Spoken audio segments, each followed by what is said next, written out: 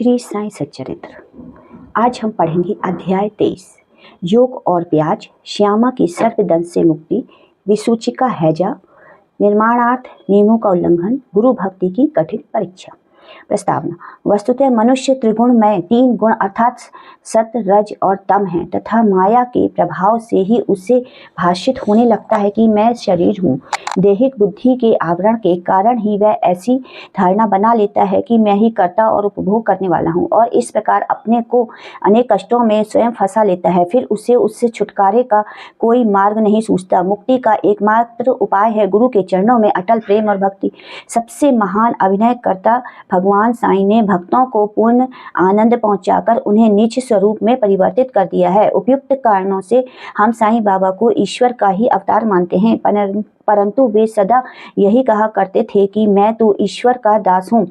अवतार होते हुए भी मनुष्य को किस प्रकार आचरण करना चाहिए तथा अपने वर्ण के कर्तव्यों को किस प्रकार निभाना चाहिए, इसका उदाहरण उन्होंने लोगों के समक्ष प्रस्तुत किया। जो सब जड़ और चेतन पदार्थों के में ईश्वर के दर्शन करता है उसको विनयशीलता ही उपयुक्त थी। उन्होंने किसी की भी उपेक्षा या अनादर नहीं किया। वे सब प्राणियों में भगवत दर्शन करते थे। उन्होंने यह कभी नहीं कहा कि मैं अनल यानी हक सोहम हूँ। वे सदा यही कहते थे कि मैं तो यादे हक दासोहम हूँ। अल्लाह मालिक सदा उनके ओंठों पर रहता था।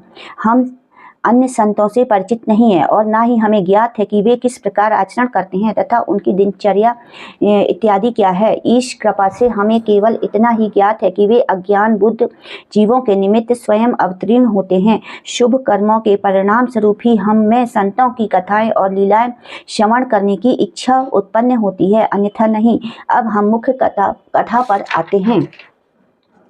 योग और ब्याज। एक समय कोई एक योगाभ्यासी नाना साहेब चंदोलकर के साथ शिरडी आया। उसने पतंजलि योग सूत्र तथा योग शास्त्र के अन्य ग्रंथों का विशेष अध्ययन किया था, परंतु वह व्यवहारिक अनुभव से वंचित था। मन एकाग्र न हो सकने के कारण वह थोड़े ही समय के लिए भी समाधि न लगा सकता था। यदि साईं बाबा की कृपा प्राप्त हो जाए तो उससे अधिक समय तक समाधि अवस्था प्राप्त करने की विधि ज्ञात हो जाएगी। यह विचार से वह शिरडी आया और जब मस्जिद में पहुंचा तो साईं बाबा की प्याज रहित रोटी खाते देख उससे ऐसा विचार आया कि यह कच्ची प्याज सहित सूखी रोटी खाने वाला व्यक्ति मेरी कठिनाइयों को किस प्रकार हल कर सकेगा। साईं बाबा अंतर्ज्ञान से उसका विचार जानकर तुरंत नाना साहिब से बोले कि ओ नाना, जिसमें प्याज हजम करने की शक्ति है उसको ही उसे देना, अन्य किसी को नहीं। इन शब्दों से अत्यंत विस्मृत होकर योगी ने साईं चरणों में पूर्ण आत्मसमर्पण कर दिया। शुद्ध और निष्कपट भाव से अपनी कठिनाइयां बाबा के समक्ष प्रस्तुत करके उसने उसका हल प्राप्त किया और इस प्रकार संतुष्ट और सुखी होकर बाबा के दर्शन और उदी लेकर वह शिरडी से चला गया। श्यामा की सर्पदंश से मुक्ति। कथा प्रारंभ से पूर्व हेमंत पंत लिखते हैं कि जीव की तुलना पालतू तोते से की जा सकती है, क्योंकि दोनों ही बद्ध हैं, एक शरीर में तो दूसरा पिंजरे में। दोनों ही अपनी वृद्धावस्था को श्रेष्ठकर समझते हैं, परंतु यदि हरि कृपा से उन्हें कोई उत्तम गुरु मिल जाए और वह उसके ज्ञान चक्षु खोलकर उन्हें बंधन मुक्त कर दे तो उसकी चेतना का स्तर उच्च हो जाता है, जिसकी तुलना में पूर्व संकीर्ण स्थिति सर्वदा तुच्छ ही थी। गत अध्याय में किस प्रकार श्री मिरीकर पर आने वाले संकट की पूर्व सूचना देकर उन्हें उससे बचाया गया, इसका वर्णन किया जा चुका है। पाठक वृंद अब उसी प्रकार की एक और कथा श्रवण करते हैं। एक बार श्यामा को विषधर सर्प ने उसके हाथ की उंगली में डस लिया। समस्त शरीर में विष का प्रसार हो जाने के कारण वे अत्यंत कष्ट का अनुभव करके क्रदन करने लगे और यह मेरा अंतकाल समीप आ गया। उनके इष्ट मित्र उन्हें भगवान विठोबा के पास ले जाना चाहते थे, जहाँ इस प्रकार की समस्त पीड़ाओं की योग्य चिकित्सा होती है, परंतु श्यामा मस्जिद की ओर ही दौड़ा और अपने विठोबा श्री साईं बाबा के पास। जब बाबा ने उन्हें दूर से आते देखा तो वे झिड़कने और गाली देने लगे। वे क्रोधित होकर बोले, अरे श्यामा, अरे श्यामा, ओ नादान कृतज्ञ बामन, ऊपर मत चढ़, सावधान। यदि ऐसा किया तो फिर गर्जन करते हुए बोले, दूर हट, नीचे उतर। श्री साईं बाबा को इस प्रकार अत्यंत क्रोधित देखकर श्यामा उलझन में पड़ गया। निराश होकर सोचने लगा कि केवल मस्जिद ही तो मेरा घर है और साईं बाबा मात्र असहायों के आश्रयदाता हैं, और जब वे इस प्रकार वहां से मुझे भगा रहे हैं तो मैं अब किसकी शरण में जाऊं। उसने अपने जीवन की आशा ही छोड़ दी और वहीं शांति पूर्वक बैठ गया।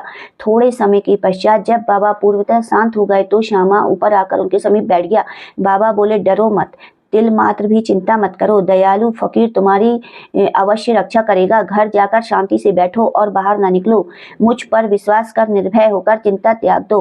उन्हें घर भिजवाने के पश्चात ही पीछे से बाबा ने तात्या पाटिल और काका साहेब दीक्षित के द्वारा यह कहला भेजा कि वह इच्छानुसार भोजन करे, घर में टहलते रहे, लेटे नहीं और शयन न करे। कहने की आवश्यकता नहीं कि आदेशों का अंतरिक्ष पालन किया गया और थोड़े ही समय में पूर्ण स्वस्थ हो गए। इस विषय में केवल यही बात स्मरण योग्य है कि बाबा के शब्द दूर हट, नीचे उतर श्यामा को लक्ष्य कर नहीं कहे गए थे जैसे कि ऊपर से प्रतीत होता है, वरन उस सांप और उसके विष के लिए यह आज्ञा थी कि श्यामा के शरीर में विष न फैलने की आज्ञा थी।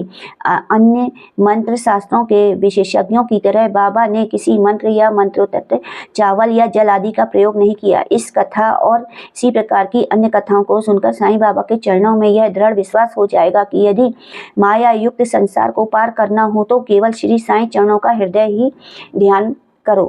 में ध्यान करो। हैजा महामारी विसूचिका। एक बार शिरडी विसूचिका के प्रकोप से दहल उठी और ग्रामवासी भयभीत हो गए। उनका पारस्परिक संपर्क तथा अन्य गांवों के लोगों से प्रायः समाप्त हो गया संपर्क। तब गांव के पंचों ने एकत्रित होकर 2 आदेश प्रसारित करे। प्रथम, लकड़ी की एक भी गाड़ी गांव में नहीं आने दी जाए। द्वितीय, कोई भी बकरे की बलि नहीं दे। इन आदेशों का उल्लंघन करने वालों को मुखिया और पंचों द्वारा दंड दिया जाएगा। बाबा तो जानते ही थे कि यह केवल अंधविश्वास ही है और इसी कारण उन्होंने पंचों के आदेश की कोई चिंता नहीं की। जब वे आदेश लागू थे तभी एक लकड़ी की गाड़ी गांव में आई और सबको ज्ञात था कि गांव में लकड़ी का अधिक अभाव है। फिर भी लोग उस लकड़ी वाले को भगाने लगे। यह समाचार कहीं बाबा के पास पहुंच गया। तब वे स्वयं वहां आए और गाड़ी वाले से गाड़ी मस्जिद में ले चलने को कहा। बाबा के विरुद्ध कोई चू चपाट भी नहीं कर सका। यथार्थ में उन्हें धूनी के लिए लकड़ियों की अत्यंत आवश्यकता थी और इसीलिए उन्होंने वह गाड़ी मोल ले ली। एक महान अग्निहोत्र की तरह उन्होंने जीवन भर धूनी को चैतन्य रखा।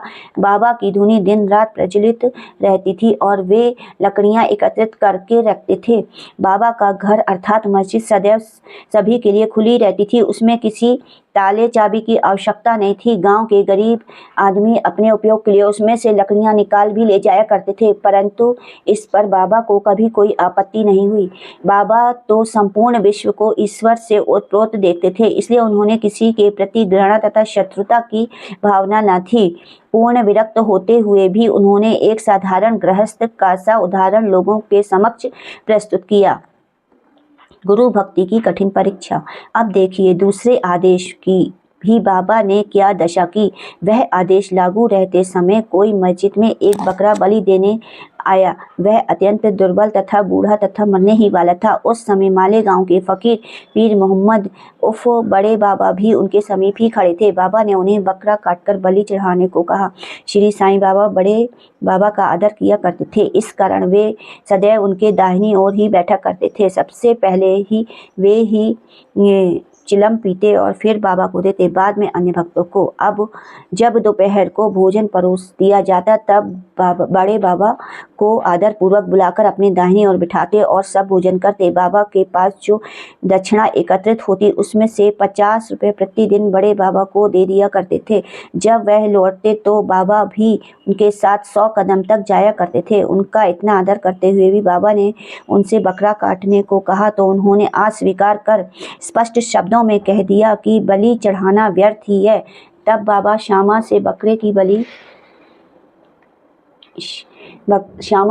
तब बाबा ने श्यामा से बकरे की बलि के लिए कहा। वे राधा कृष्ण माई के घर जाकर एक चाकू ले आए, उसे बाबा के सामने रख दिया। राधा कृष्ण माई को जब यह पता चला कि चाकू, तो उन्होंने चाकू वापस मंगवा लिया। अब श्यामा दूसरा चाकू लेने के लिए गए, किंतु बड़ी देर तक मस्जिद में नहीं लौटे। तब काका साहेब दीक्षित की बारी आई। वह सोना सच्चा तो था, परंतु उसको कसौटी पर कसना भी अत्यंत आवश्यक था। बाबा ने उनसे चाकू लाकर बकरा काटने को कहा, तो वे साठेवाड़ा से एक चाकू ले आए और बाबा की आज्ञा मिलते ही काटने को तैयार हो गए। उन्होंने पवित्र ब्राह्मण वंश में जन्म लिया था और अपने जीवन में वे बलिकृत जानते ही न थे। यद्यपि हिंसा करना निंदनीय है, फिर भी वे बकरा काटने के लिए उद्यत हो गए। सब लोगों को आश्चर्य हुआ कि बड़े बाबा एक यवन होते हुए भी बकरा काटने को सहमत नहीं है और यह एक सनातन ब्राह्मण बकरे की बलि देने के लिए तैयार हो रहा है। उन्होंने अपनी धोती ऊपर चढ़ा फेंटा कस लिया और चाकू लेकर ऊपर हाथ उठाकर बाबा की अंतिम आज्ञा की प्रतीक्षा करने लगे। बाबा बोले, अब क्या विचार कर रहे हो? ठीक है, मारो। जब उनका हाथ नीचे ही आने वाला था, तब बाबा बोले, ठहरो, तुम कितने दुष्ट हो, ब्राह्मण होकर तुम बकरे की बलि दे रहे हो। काका साहेब चाकू नीचे रख दिया और बाबा से बोले कि आपकी आज्ञा ही मेरे लिए सब कुछ है, हमें अन्य आदेशों से क्या है। हम तो केवल आपका ही सदैव स्मरण और ध्यान करते हैं और दिन रात आपकी आज्ञा का ही पालन करते हैं। हमें यह विचार की आवश्यकता नहीं कि बकरे को मारना उचित है या अनुचित, और हम इसका कारण जानना चाहते हैं। हमारा कर्तव्य और धर्म तो निसंकोच होकर गुरु की आज्ञा का पूर्णतः पालन करने में है। तब बाबा ने काका साहेब से कहा कि मैं स्वयं ही बलि चढ़ाने का कार्य करूंगा। तब ऐसा निश्चय हुआ कि तकिए के पास जहाँ बहुत से फकीर बैठते हैं, वहाँ चलकर बलि देनी चाहिए। जब बकरा वहाँ ले जाया गया, तभी वह रास्ते में गिरकर मर गया। भक्तों के प्रकार का वर्णन कर श्री हेमंत पंत यह अध्याय समाप्त करते हैं। और भक्त 3 प्रकार के हैं, उत्तम, मध्यम और साधारण। प्रथम श्रेणी के भक्त वे हैं जो अपने गुरु की इच्छा पहले से ही जानकर अपना कर्तव्य मानकर सेवा करते हैं। द्वितीय श्रेणी के भक्त वे हैं जो गुरु की आज्ञा मिलते ही उसे तुरंत पालन करते हैं। और तृतीय श्रेणी के भक्त वे हैं जो गुरु की आज्ञा सदैव टालते हुए पग पग पर त्रुटि किया करते हैं। भक्तगण यदि जागृत बुद्धि और धैर्य धारण कर दृढ़ विश्वास स्थिर करे, तो निस्संदेह उनका आध्यात्मिक ध्येय उनसे अधिक दूर नहीं है। श्वासोच्छ्वास का नियंत्रण, हठ योग या अन्य कठिन साधनाओं की कोई आवश्यकता नहीं है। जब शिष्य में उपयुक्त गुणों का विकास हो जाता है और जब अग्रिम उपदेशों के लिए भूमिका तैयार हो जाती है, तभी गुरु स्वयं प्रकट होकर उसे पूर्णता की ओर ले जाते हैं। अगले अध्याय में बाबा के मनोरंजन हास्य विनोद के संबंध में चर्चा करेंगे। श्री सद्गुरु साईं नाथ प्रणमस्तु। शुभम भवतु। अध्याय 23 समाप्त। बोलो श्री सच्चिदानंद सद्गुरु साईनाथ महाराज की जय।